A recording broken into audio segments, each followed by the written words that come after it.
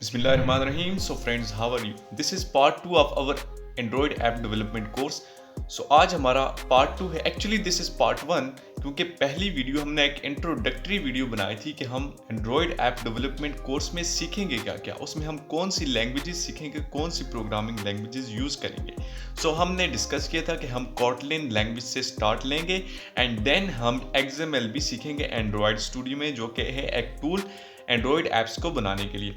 सो आज की वीडियो में हम फर्स्ट ऑफ ऑल हम अपनी एक टूल्स जो है इसको डाउनलोड करेंगे. एक टूल है जिसके अंदर हम प्रोग्रामिंग लिखेंगे, क्योंकि हम प्रोग्रामिंग क्या है, सिंपल इंस्ट्रक्शंस होती हैं जो कि हम लिखते हैं. ये हाई लेवल लैंग्वेजेस होती हैं. तो उसके लिए, उसको लिखने के लिए जो हमें एक टूल चाहिए होता है उसको हम IntelliJ IDE कहते हैं. उसको हम डाउनलोड करेंगे, उसमें हम कोटलिन लैंग्वेज जो होगी उसका प्रोग्राम लिखेंगे.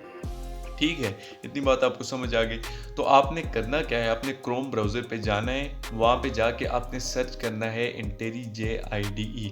जैसे ही आपके सामने पहला लिंक आ जाएगा, आपने उसको ओपन करके वहाँ से डाउनलोड कर देना है और उसके बाद इंस्टॉल करने हैं अपने सिस्टम में. और उससे आगे जो भी होगा, किस तरह कोटलिन की फाइल बनानी है, किस तरह प्रोग्राम लिखना है, वो हम सब आगे देखें. और राइट, मैं अब स्क्रीन पर आ चुका हूँ और अब यहाँ पर मैं आपको बताऊँगा कि आपने कैसे कोटलिन प्रोग्राम को IntelliJ IDE में लिखना है.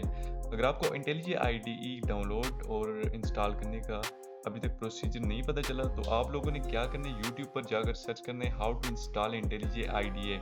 तो वहाँ पर आपको कंप्लीट वीडियोस मिल जाएंगी, आप वहीं से भी देखकर इंस्टॉल कर सकते हैं. और साथ साथ एक और बात है कि आपने जावा की जो डेवलपमेंट किट होती है JDK, उसको भी इंस्टॉल करके उसका जो पाथ वाला, जो बिन वाला फोल्डर होगा ना, यानी कि जो उसका पाथ होगा, उसको जाके अपने कंप्यूटर के एनवायरमेंटल वेरिएबल में सेट कर देना है.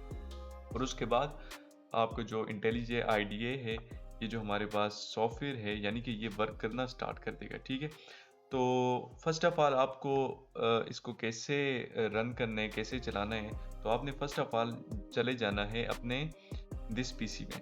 दिस पीसी में जाकर आपने किसी भी जगह एक फ़ोल्डर बना देना है. ठीक है, ये हमारा फर्स्ट फोल्डर है. मैं एक फ़ोल्डर क्रिएट करूँगा और इसको मैं नाम दूंगा आवर फर्स्ट प्रोग्राम. मैं नाम दूंगा फर्स्ट प्रोग्राम, क्योंकि आज हम कोटलिन लैंग्वेज का फर्स्ट प्रोग्राम लिखकर देखने वाले. ठीक है, जैसे ही मेरा फोल्डर बन गया, मैंने इस पर राइट क्लिक करना है एंड देन मैंने इस फोल्डर को ओपन कर देना है. Open folder as IntelliJ IDEA project. तो मैंने इस पर क्लिक कर दिया. अब जो मेरे पास IntelliJ IDEA पड़ा है, उसके ज़रिए से ये जो फर्स्ट प्रोग्राम है उसके अंदर आ जाएगा और ये सॉफ्टवेयर ओपन हो जाएगा. ठीक है, तो ये देखें, हमारा जो फर्स्ट प्रोग्राम वाला फोल्डर था वो ओपन होकर आ चुका है हमारी IntelliJ IDEA में. तो अब मैं आपको बताऊंगा कि आपने कोटलिन लैंग्वेज के लिए प्रोजेक्ट किस तरह बनाना है, किस तरह फाइल किस तरह क्रिएट करनी है. तो थोड़ा सा टाइम ले रहा है, ये फर्स्ट टाइम थोड़ा सा ज़्यादा टाइम लेता है, फिर नेक्स्ट टाइम ये इतना टाइम नहीं लेता. तो जैसे ही मैंने प्रोजेक्ट पर यहाँ पर क्लिक करूँगा, तो आप देख लेंगे कि एक नई विंडो हमारे पास पॉपअप ओपन हो गया है. तो यहाँ पर आपको दिख रहा है कि जावा, कोटलिन, ग्रूबी, पाइथन. तो आपने यहाँ पर कोटलिन पर क्लिक करना है. ठीक है, इसको सिलेक्ट करना है एंड देन नेम आप अपनी मर्जी का कोई भी दे सकते हैं. मैं इसको दे रहा हूँ फर्स्ट प्रोजेक्ट, क्योंकि ये हमारी फर्स्ट वीडियो है, तो ये हमारा फर्स्ट प्रोजेक्ट है. मैंने इसको फर्स्ट प्रोजेक्ट के नाम से नाम दे दिया है और IntelliJ यहाँ से मस्ट सेलेक्ट होना चाहिए. और ये जो JDK मैंने आपको कहा था, इसको ज़रूर इंस्टॉल करना है, इसके बगैर आपका IntelliJ रन नहीं हो सकता. और add sample code and use compact project structure, ये आपने दोनों को टिक कर देना है एंड देन क्रिएट पर क्लिक कर देना है. तो जैसे ही आप इस पहले प्रोजेक्ट को क्रिएट करेंगे, आपके पास ये विंडो आ जाएगी. इस पर क्लिक करने, दिस विंडो, न्यू विंडो, तो आप कोई भी क्लिक कर सकते हैं. मैं दिस विंडो यानी किसी विंडो पर वो जो हमारा प्रोजेक्ट है वो क्रिएट हो जाए. तो यहाँ पर आप देख सकते हैं कि हमारे पास वो प्रोजेक्ट जो था वो क्रिएट होकर आ चुके हैं. यहाँ पर आपको कुछ फाइल्स नज़र आ रही होंगी. हमारा वो फर्स्ट प्रोजेक्ट है, उसके नीचे ये कुछ कोटलिन की अपनी फाइल्स हैं. और हमारा जो फोल्डर है वो SRC आपको नज़र आ रहा होगा. इसमें हमारी तमाम फाइल्स मौजूद होंगी. जितना भी हम कोड लिखेंगे, जितनी भी फाइल्स पर, वो हमारी यहाँ पर मौजूद होगी. मैं यहाँ पर क्लिक करके इसको थोड़ा सा एक्सपेंड कर लूँगा. यहाँ पर आपको नज़र आ रहा है कि main.kt ये खुद ही जो हमारा IntelliJ IDE है इसको क्रिएट कर देता है, ठीक है। तो यहाँ पर इसने खुद ही ये पहली फाइल क्रिएट कर दी है। तो ये जो पहले हमने क्लिक किया था कि 8 सैम्पल कोड, इसलिए इसने ये कोड बता दिए। मैं कंट्रोल A करके इसको अभी ख़त्म कर दूंगा, ठीक है। सो अब टाइम आ गया है कि अपना फर्स्ट प्रोग्राम लिखें कोटलिन लैंग्वेज में। तो इसको मैं थोड़ा सा साइज इसका बड़ा कर दूंगा ताकि आपको अच्छी तरह से दिखे। तो मैंने कंट्रोल प्लस से इसको जूम कर दिया है, ठीक है। अब फर्स्ट प्रोग्राम आपने कोटलिन लैंग्वेज में किस तरह से लिखना है तो उसकी स्ट्रक्चर आपने अब देखनी है। फर्स्ट ऑफ ऑल आपको लिखना है फन मीन्स फंक्शन, आगे लिखना है मेन और आगे पैरेंथेसिस और देन कर्ली ब्रेसेस। अब मैं आपको बताता हूं कि ये प्रोग्राम का क्या मतलब है। इस प्रोग्राम का ये मतलब है कि हमने एक फंक्शन बनाया है मेन, जो कि हर कोटलिन लैंग्वेज फाइल में हम ये फंक्शन ज़रूर बनाएंगे। ये हमारी कोटलिन प्रोग्राम का एंट्री एंड एग्जिट पॉइंट होता है। यहाँ फंक्शन यहाँ से हमारा प्रोग्राम स्टार्ट होता है और ये कर्ली ब्रेसेस आप देख सकते हैं आगे, इनको हम कर्ली ब्रेसेस कहते हैं। और ये पैरेंथेसिस भी, जो भी फंक्शन होते हैं ना हमारे पास उसके साथ हम हमेशा पैरेंथेसिस लगाते हैं, ठीक है। और उसके बाद उस फंक्शन की बॉडी बनाने के लिए, क्योंकि हम जब भी प्रोग्राम लिखते हैं वो हम एक फंक्शन की बॉडी के अंदर लिखते हैं। फंक्शन क्या होता है? ऐसा स्ट्रक्चर प्रोग्राम का जो कि हमें कुछ खास काम करके देता है, ठीक है। तो ये हमारे पास ये मेन एक फंक्शन होता है, ठीक है। आगे हम पढ़ेंगे भी फंक्शन क्या होते हैं। तो ये हमारे पास मेन फंक्शन होते हैं, पैरेंथेसिस लगाते हैं, उसके बाद कर्ली ब्रेसेस की बॉडी बनाने के लिए, ठीक हो गया। अब इसके अंदर मैं अपना फर्स्ट प्रोग्राम हेलो वर्ल्ड वाला लिखने वाला हूँ, क्योंकि हर लैंग्वेज में ये जो हेलो वर्ल्ड प्रोग्राम है इसको हम अक्सर लिखते हैं। सो इसमें मैं हेलो वर्ल्ड प्रोग्राम किस तरह से लिखूंगा, तो मैं यहाँ पर लिखूंगा प्रिंट। अब ये प्रिंट क्या है? ये एक बिल्ट इन फंक्शन है कोटलिन लैंग्वेज में, जो कि हमारे लिए जो भी टेक्स्ट हम इसके अंदर लिखते हैं उसको कंसोल विंडो या आउटपुट विंडो जो होती है हमारे पास, उस पर प्रिंट कर देता है। प्रिंट मीन यानी कि जो भी हम इसके अंदर लिखेंगे उसको प्रिंट कर देगा। अब जैसे ही मैंने प्रिंट लिखा, आपको नज़र आ रहा होगा कि कुछ ये सजेशन हमें दे रहा है, क्योंकि ये इंटेलिजे है, एक इंटेलिजेंट हमारे पास ADE है, तो ये हमें कुछ सजेशन दे रहे हैं कि आपका मतलब ये है। तो मैं इस पर इंटर प्रेस कर दूंगा। जैसे ही मैं एंटर प्रेस करूंगा हमारे पास आगे पैरेंथेसिस ओपन हो गई हैं। अब इसके अंदर मैं हेलो वर्ड किस तरह से लिखूंगा, मैं शिफ्ट दबाऊंगा और जो डबल कोट्स वाला बटन होता है उसको दबा दूंगा, तो इसके अंदर हमारे पास डबल कोट्स बन जाते हैं। अब हम जो भी अपना मैसेज लिखेंगे, मैं हेलो वर्ड लिखना चाहता हूँ, जो भी मैं यूजर को मतलब मैं स्क्रीन पर दिखाना चाहता हूँ, तो यहाँ पर मैं लिखूंगा hello word, hello and then word. तो जो भी मैं यहाँ पर लिखूंगा इसको हम स्ट्रिंग कहते हैं, ठीक है। जो हमने डबल कोट्स के अंदर लिखा है इसमें, इसको हम कहते हैं स्ट्रिंग।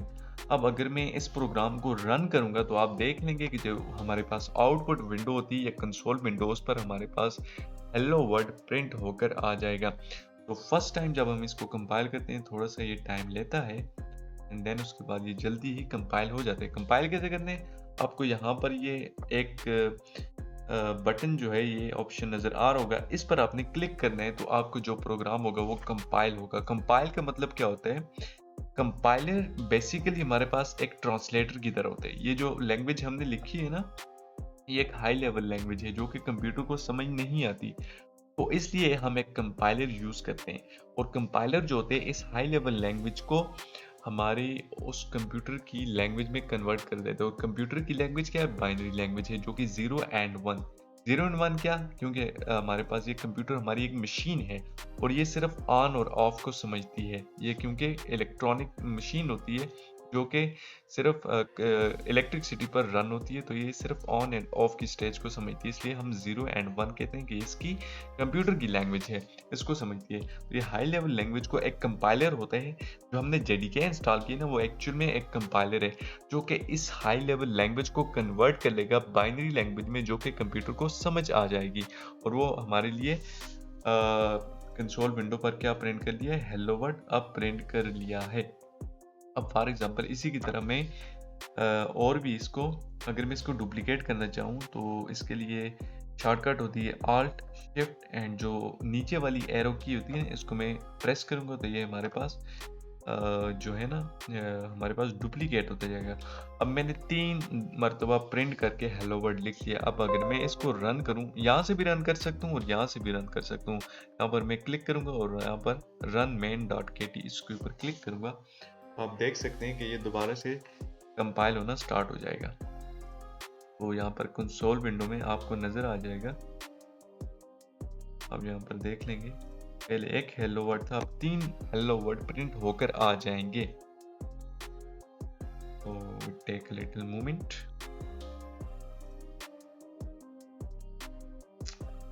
ये देखें, हमारे पास 3 मरतबा हेलो वर्ड प्रिंट होकर आ चुका है। लेकिन यहाँ पर एक प्रॉब्लम ये है कि हेलो वर्ड अलग अलग लाइन में नहीं आया। यहाँ पर तो हमने अलग लाइन में इनको लिखे, यहाँ पर भी इनको अलग लाइन में आना चाहिए। लेकिन यहाँ पर एक प्रॉब्लम है। प्रॉब्लम ये है कि हमने सिर्फ प्रिंट लिखा है। अब इसमें एक और फंक्शन होता है प्रिंट ln, इसको हम ऐसे लिखते हैं प्रिंट ln, ठीक है। अब प्रिंट ln आप लिखेंगे तो जितना भी प्रिंट ln का मतलब क्या होता है, प्रिंट लाइन, ये पूरी लाइन को एक, ये जो जितना भी होगा इसको एक लाइन में प्रिंट करेगा, और ये जो कर्सर होता है हमारे पास, ये जो ब्लिंक होता है वो आपको इसको नेक्स्ट लाइन में लेकर चला जाता है। जबकि जो सिर्फ प्रिंट फंक्शन होते हैं ये इधर ही छोड़ देते हैं कर्सर को, और अगली लाइन भी उसके आगे ही प्रिंट हो जाती है। तो इसलिए हम प्रिंट ln फंक्शन यूज़ करेंगे। और इसके अलावा एक और चीज़ भी है कि हम इसके अंदर एक और है कि \n भी यूज़ कर सकते हैं। ये भी कर्सर को नेक्स्ट लाइन पर लेके चला जाता है। अगर हम यहाँ पर भी \n यूज़ करें तो आप देख लेंगे कि अब नेक्स्ट टाइम जब मैं इसको कंपाइल एंड रन करूँगा तो ये तीनों हेलो वर्ड जो है वो नेक्स्ट लाइन में प्रिंट हो जाएंगे। यहाँ पर अब मैं यहाँ से ही इसको जल्दी री रन कर सकता हूँ। तो जल्दी से री रन करूँगा तो ये जल्दी कंपाइल होकर जल्दी रन हो जाएगा। थोड़ी से टाइम के बाद ये प्रिंट हो जाएगा। हाँ देखो, अब हेलो वर्ड कितनी लाइन में प्रिंट हुआ है, 3 लाइनों में प्रिंट हुआ है। तो इस बात का ख्याल रखने कि जब भी आपने लेकिन ये जो मैंने \n यूज़ किया ये इतना कन्वीनियंट नहीं है, तो इसको मैं हटा लूँगा और मैं हमेशा प्रिंट ln यूज़ करूँगा। जब भी मैं स्क्रीन पर कुछ चीज़ प्रिंट करूँगा तो मैं प्रिंट ln फंक्शन को यूज़ करूँगा, ताकि जो मेरा टेक्स्ट है वो एक ही जगह पर ना आए बल्कि अलग अलग लाइनों में मुझे दिखाई दे। तो यहाँ पर ज़रूरी नहीं आप हेलो वर्ड ही लिखेंगे, यहाँ पर आप कुछ और भी लिख सकते हैं। यहाँ पर मैं लिख सकता हूँ what is your name, what is your name, और यहाँ पर मैं कुछ और भी लिख सकता हूँ कि वेयर डू यू लिव। तो मैं इस तरह से भी लिख सकता हूँ। और अब अगर मैं री रन करूँ, यहाँ पर ये जो अभी मैंने चेंजिंग की है उसके साथ ये नया जो हमारी स्ट्रिंग होगी उसको यहाँ पर आउटपुट विंडो पर प्रिंट कर देगा। तो थोड़े से टाइम के बाद आप देख सकेंगे, ये देखें, फर्स्ट ऑफ ऑल हमारे पास हेलो वर्ड प्रिंट हुआ स्क्रीन पर। देन हमारे पास आया व्हाट इज़ योर नेम, जो मैंने यहाँ पर लिखा था, यहाँ पर मैंने लिखा था व्हाट इज़ योर नेम, तो वो प्रिंट हो गया। एंड देन उसके बाद मैंने लिखा था वेयर डू यू लिव, यहाँ पर मैंने लिखा था वो भी हमारे पास कंसोल विंडो पर प्रिंट होकर आ चुका है। तो ये थी हमारी आज की वीडियो, जिसमें हमने देखा कि हम कोटलिन लैंग्वेज को अपनी इंटेलिजेंट IDE में किस तरह से लिख सकते हैं, उसको किस तरह से रन कर सकते हैं, किस तरह से हम प्रिंट ln फंक्शन यूज़ कर सकते हैं, किस तरह से प्रिंट फंक्शन यूज़ कर सकते हैं। तो ये था हमारी आज की वीडियो, जिसमें हमने पहला प्रोग्राम किया अपनी कोटलिन लैंग्वेज का। ये कंप्लीट एक एंड्रॉयड डेवलपमेंट कोर्स है, इसलिए आप इसको जितना ज़्यादा प्रैक्टिस करेंगे, आपने जितना अच्छे से इसको देखेंगे, जितना इसको रिपीट करेंगे, इतना ही आपको अच्छी तरीके से समझ आएगा। तो ये थी फर्स्ट वीडियो, मिलेंगे आपसे नेक्स्ट वीडियो में, तब तक अल्लाह हाफिज़।